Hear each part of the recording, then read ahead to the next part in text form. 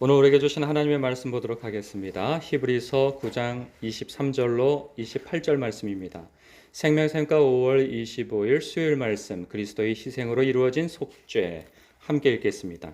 그러므로 하늘에 있는 것들의 모형은 이런 것들로서 정결하게 할 필요가 있었으나 하늘에 있는 그것들은 이런 것들보다 더 좋은 제물로 할지니라.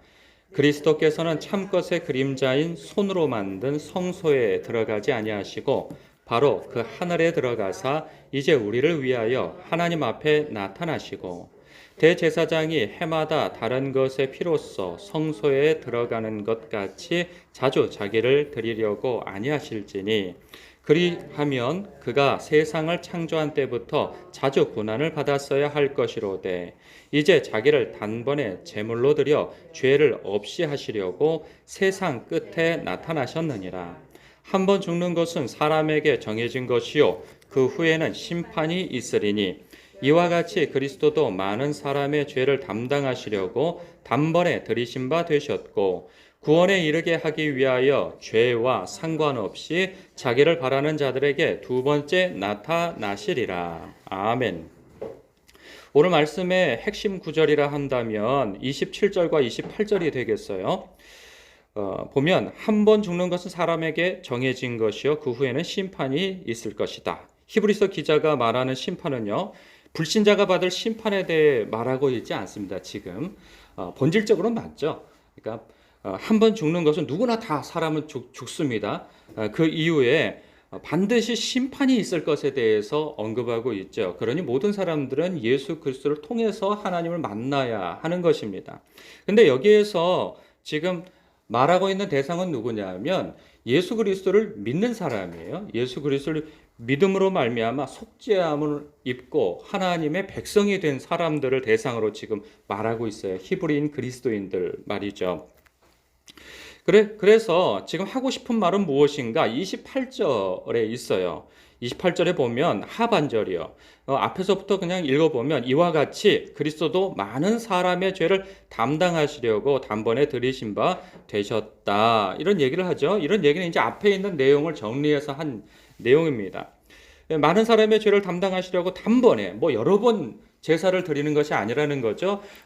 그것은 하늘에 있는 것들의 모형에 지나지 않는 것이고 그것은 여러 번 짐승으로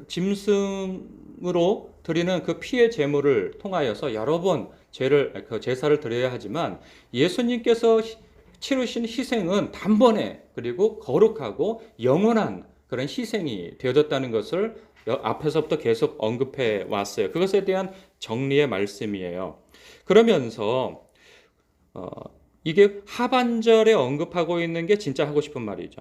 구원에 이르게 하기 위하여 죄와 상관없이 자기를 바라는 자들에게 두 번째 나타나시리라. 재림의 때를 말씀하는 거죠. 두 번째 나타나신다는 것은 그때는 죄와 상관없이, 그러니까 죄 때문에 또 속죄를 하기 위하여서 당신이 희생 제물로 오신다는 그런 의미가 아니라는 것을 강조하기 위하여서 이 말씀을 하는 거죠. 그래서 연결시켜 보면은 구원에 이르게 하기 위하여 누구에 대한 구원이요? 믿는 사람. 그렇죠. 우리에 대하여서 온전한 구원을 이루기 위하셔서 자기를 바라는 자들에게, 그러니까는 예수님이 다시 오실 것에 대해서, 그래서 우리를 완전히 구원해 주실 것에 대해서 바라는 자들에게 두 번째 나타나신다는 거예요. 그러면 예수님을 바라는 자들이라 하면 성도들인데 예수님을 왜 바라겠어요? 사람이 평안하면 이 세상에서 그냥 오래 살고 싶지, 이 세상을 누리면서 누가 예수님 오시기를 바라겠어요? 아무도 바라지 않아요. 그런데 문제는 뭐예요? 이 세상에서 예수님 믿는 것 때문에 당하는 불이익과 고난, 환난이 많다는 거예요. 그러니 주님이 속히 오시기를 바란다는 거죠. 이때 히브리인 그리스도인들은 예수 믿는 것 때문에 오늘날도 우리가 예수 믿는 것 때문에 불이익을 당하는 경우가 많습니다. 사회생활 하는 데에도 제약을 많이 받기도 해요. 전혀 받지 않는 사람들도 있는가 하면 예수님 앞에 정직하고 경건하고 거룩한 삶을 살기 위한 그러한 열망이 있는 사람들은 직장을 하나 얻는 데 있어서도 사업을 하는 데 있어서도 제약이 많습니다. 조금만 이렇게 눈을 질끔 감으면 더 많은 소득을 얻을 수 있는 기회들이 있음에도 불구하고 하나님 앞에 부끄러움 없는 삶을 살기 위하여서 하나님 앞에 신실하고 충성된 삶을 살기 위하여서 이 선택에 있어서 많은 세상 사람들보다 제약이 있단 말이죠. 이럴 때면 예수님 좀 안 믿고 싶어지는 생각을 갖는 경우가 많단 말이에요. 나중에 믿지. 이거 일이 이루어지고 난 다음에 믿지. 그때 교회 다니지. 또 살다 보면은 예수 믿는 것 때문에 이 감정적 불이익을 겪는 경우가 얼마나 많습니까? 예수님 때문에 참아야 하는 그런 일들 말이죠. 그러한 어떤 인간관계에 있어서 그런 일들 많습니다. 내가 그냥 내 성격대로 살면은 그냥 확 쏘아 붙이든가 아니면 강대강으로 하든가 그냥 뭐 봐주는 거 없이 갈 텐데 나 같은 죄인 살리기 위해서 오래 참으신 하나님, 우리 예수님 지금껏 참고 계시고 앞으로도 참으실 주님을 생각하면 나 같은 죄인이 이런 은혜를 받았는데 어찌 은혜 받은 자로서 이러한 사람을 내가 용납하지 않을 수 있겠는가? 이런 생각에서 오는 많은 감정적 불이익들이 있단 말이에요. 그러니까 이런 때면 그냥 확 그냥 저걸 그냥 막 그냥 저걸 그냥 막 이런 생각이 든단 말이죠. 그러니까 인생을 좀 편하게 살고 싶은 사람들은 예수님 믿는 거 나 못하겠어 하고 뒤로 물러나 과거의 옛 모습으로 되돌아가 간다는 거죠. 이러한 사소한 문제에서부터 예수 믿는 것 때문에 신체적, 경제적, 관계적, 사회적 불이익을 전방향으로 받게 되어진다면 사람은 마음에서 일단 사람이 살고 봐야지. 신앙도 살고 난 다음에 신앙도 있는 거고 믿음도 있는 거고 그런 거지. 이런 얘기하는 사람들 많습니다. 사람이 정말 벼랑 끝과 죽고 사는 문제가 달려 있을 때에는 이런 생각 많은 사람들이 갖습니다. 우리도 거기에 예외가 안 될 수도 있어요. 그런데 보라는 거죠. 한 번 죽는 것은 사람에게 정해진 거예요. 이 세상에서 영원히 살 것처럼 이 세상에서의 편안함과 안락함과 그리고 보장이 영원할 것처럼 생각해서 일단은 살고 봐야지 하고 선택하는 그것이 결국은 죽음이 다다른다는 거죠. 죽음. 아무리 이 세상에서 편안함과 안락함과 출세를 오래 누리고 산다 할지라도 결국은 죽는다는 거예요. 그리고 무엇이 따라오느냐? 심판이 있다는 거죠. 심판이. 그 심판은 언제 심판이냐? 구원에 이르게 하기 위하여 자기를 바라는 자들에게 두 번째 나타나시는 때라는 거예요. 예수님이 재림하시는 때. 이 재림은 모든 믿지 않고 하나님 앞에 신실하지 않으며 하나님을 경외하지 않는 자들에게는 무서운 심판이 될 것이고 하나님의 구원을 바라는 자에 대하여서는 이때는 상을 받는 날이요, 기쁜 날이요, 영광의 날이라는 거죠. 칭찬의 날이라는 거죠. 무엇이 옳겠느냐라는 거죠. 그러니까 무엇을 선택하는 것이 이득이냐 그 얘기를 하고 있는 거죠. 이건 영적인 시각이 열리지 아니하면 도무지 이것은 이게 받아들이기 힘든 것이 될 수 있죠. 어느 때까지니까 그렇게 항변할 수 있는 여지가 있는 것이죠. 그런데 여러분 성경은요 결단코 이 세상에 마음을 쏟으라고 하지 않습니다. 고난이 있고 막 어려움이 있는데 여러분 지난번에도 이 베드로전서에 대해서 베드로후서에 대해서도 얘기했지만 흩어져 있는 하나님의 백성들이 믿는다는 이유로 고난을 당할 때 조금만 기다려라. 조금만 기다리면 좋은 날이 온다. 이런 것으로 그 성도들을 격려하거나 위로하지 않았습니다. 너희들이 여러 가지 시험을 당하는 것 때문에 오히려 기뻐하는 도다. 왜? 산 소망이 있기 때문에 쇠하지 않고 썩지 않고 더럽혀지지 않을 그런 영원한 그런 하늘의 상급이 있고 우리에게 영생이 보장되어 있고 예수님이 다시 오시는 때에 칭찬과 존귀와 영광을 받는 자리에 우리가 있을 것이다. 이것을 우리는 약속받았다. 기업으로 약속받았다. 그 말씀을 하고 있어요.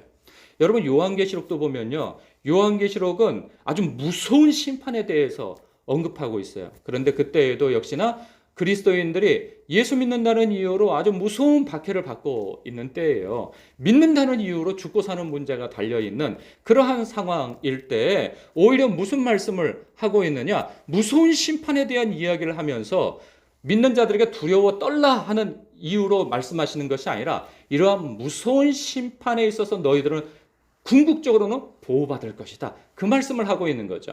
그래서 무서운 심판, 인과 그리고 나팔 심판과 일곱 대접 심판의 그 사이사이에 무서운 심판이 있는 그 사이사이에 무엇이냐면 장차 성도들이 받을 그 영광에 대한 내용들이 삽입되어져 있는 것을 봐요. 그것을 보며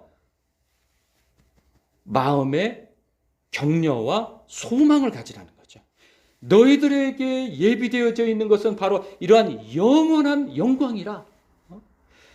모든 사람들이 불못에 떨어져서 아우성 칠 때 그때 하나님께서 천군과 천사들과 함께 흰옷을 입은 그러한 하나님의 백성들이 하나님께 영광 돌리며 새하늘과 새 땅에서 하나님께 그런 영광 돌리며 하나님의 사랑과 돌보심 속에서 영원한 삶, 아픔과 눈물과 고통이 없는 그곳에서 어떠한 하나님의 사랑의 돌봄 속에서 영원히 살 것인가에 대한 그러한 내용이 담겨 있단 말이죠.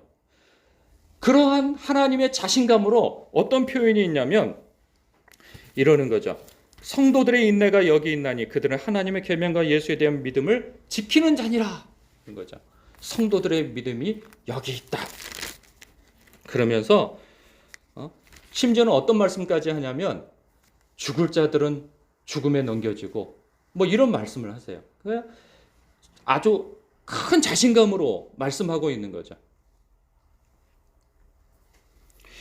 지금 이후로 그래서 이런 말도 있어요. 지금 이후로 주 안에서 죽는 자들은 복이 있도다 하심에 성령이 이르시되 그러하다 그들이 수고를 그치고 쉬리니 이는 그들의 행한 일이 따름이라 하시더라.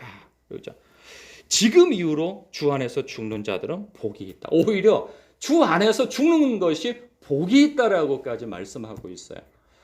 그래서 믿음과 신실함과 충성됨을 지키는 사람들에게 허락되어진 것이 무엇인가 보라 이 말씀을 하고 있는 거죠.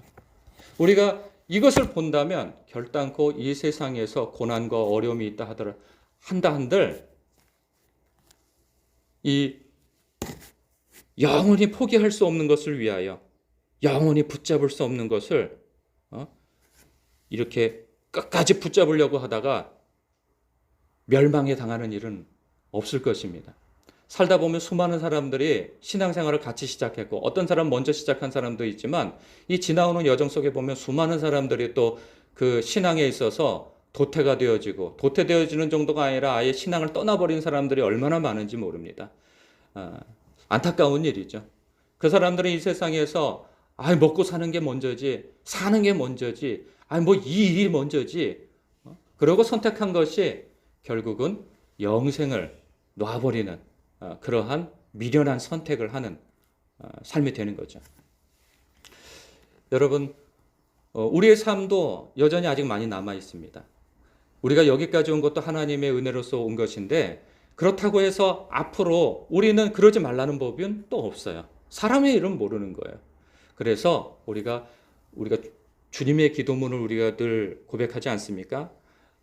나를 시험에 들게 하지 마옵시고 다만 악에서 구하옵소서. 우리는 겸손하게 하나님 앞에 그러한 기도로서 늘 그날 하나님 앞에 순전함과 신실함과 충성됨의 신앙생활을 해나가야 할 것입니다. 마지막 때에 오셔서 우리를 위로하고 격려하고 칭찬하실 또 영광 중에 세워주실 그 하나님을 바라보며 우리 주 예수 그리스도를 바라보며 오늘의 팍팍한 삶을 주님 안에서 견딤으로 오히려 칭찬을 쌓아가는 저와 여러분 되시길 주님의 이름으로 축복합니다. 기도하겠습니다.